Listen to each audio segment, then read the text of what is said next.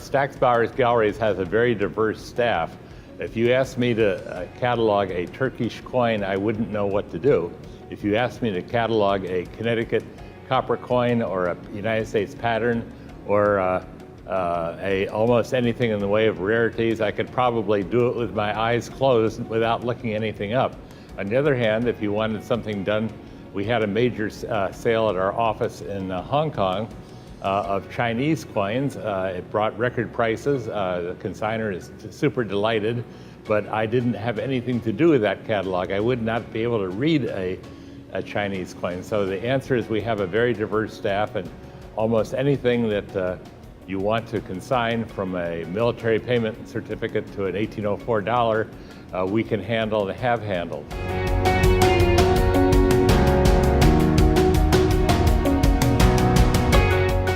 Well, there are many fine firms around the world, but I think that we have the record in terms of longevity, in terms of handling. We've handled the vast majority of the leading quote name, end of quote, collections without any serious competition. Stack's went back to 1935, and ever since then, if you were to make a list of the 100 most valuable collections ever to cross the auction block, I would just say we probably have handled 80 of them. We've had, Elias Berg and Amon Carter and Harry Bass and Norweb and, you name it, a lot of Virgil Brand. Nobody's come equal to that. And what do we do better? I think our sales, if someone consigns to us a major collection or even a minor collection, let's say a major collection, we create an event. It's like this is being filmed in Orlando, Florida. You come to Orlando, Florida, you go to Disney World, or you go to Universal, you attend an event. You go to a Stack's Bowers Galleries auction of a major collection, say Harry Bass, you participate in an event, just not, this is our sale one, now we're busy with consignments for the next sale, so now we have sale one in-house, we won't do anything. We don't do that. We spend a heck of a lot of time on it. We did the D. Brent Pogue collection, the most valuable collection by far ever to cross the auction block, over $100 million. But we spent 3 years on it. We wrote 2 books about it. We showcased the coins in all around the United States, and I also believe in England. It became an event. Anyone attending the Pogue collection who's living 20 years from now will say, hey, I attended the Pogue collection. I think they would not say, I attended the XYZ collection of auctioneer B or C, because the other auctions don't have events. We were selling one of the collections that might have been Pogue, and I said, raise your hands if you were here at the Garrett collection, which we sold for Johns Hopkins University, 1979 to 1981, and a scattering of hands, this is years later, went up. So people sort of belong to us as an organization. Although today with the internet, people do buy in many places and consign in many places, but it's been the rule that if someone has a super major collection that they want the best job done, in my opinion, of anyone in the whole world, they do come to us, and they have for a long time.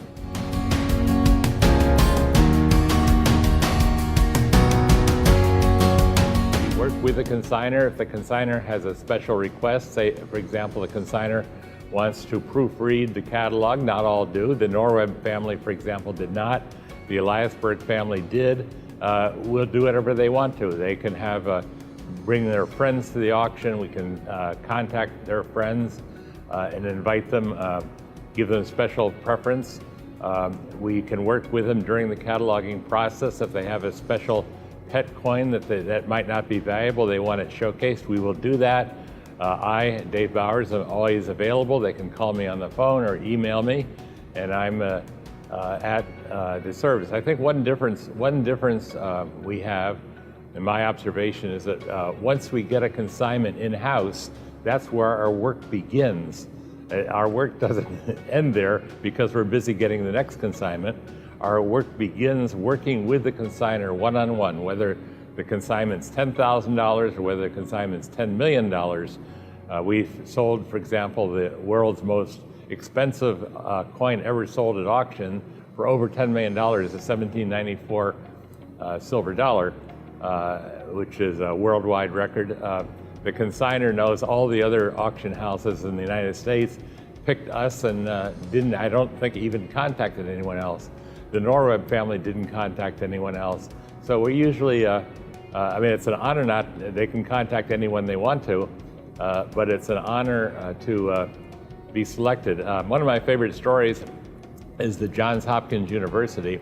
Johns Hopkins University had the Garrett Collection a number of years ago. It was praised at $8.9 million by a leading firm. They invited 4 companies to come and make presentations. They invited my company, they invited Stax, which at that time was a separate company. They invited Christie's, they invited Sotheby's. And we each gave a presentation to the Board of Trustees of Johns Hopkins University, including the president, Stephen Muller. And we were put in separate rooms before we gave our presentation. We went up and gave our presentation, and then we went back to our rooms. Dr. Richard Zadanis, the provost of Johns Hopkins, came down and shook my hand and said, "You've been selected." And I said, "Oh, congratulations." So I went up to meet this very august Board of Trustees of Johns Hopkins, you know, sort of like meeting the Supreme Court or something. And I asked the president, like, why did you pick us? He said, because, he said, you were the highest, you had the highest commission, but we all figured that you would give it some P.T. Barnum. And I said, well, I didn't imagine the Board of Trustees would want P.T. Barnum. He said, no, we really want you to do the best because we need the money, and whatever you can do is fine. So to make a long story short, the collection brought $25 million